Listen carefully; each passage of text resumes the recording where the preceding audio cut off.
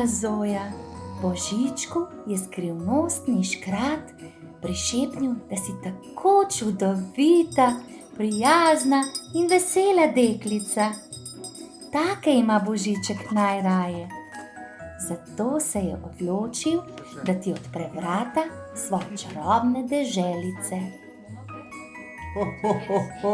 Dragi Jan, Pa je spet prišel praznični čas, ko se skupaj veselimo. Le kaj počnejo Božiček in škratki, ko ne pripravljajo daril za pridne otroke? Dragi starši, tudi za vas imam pomembno sporočilo. Podarite personalizirano, čarobno božično zgodbo svojim otrokom, vnukom, prijateljem, tudi vi. Več na www.boziceknajasi.si.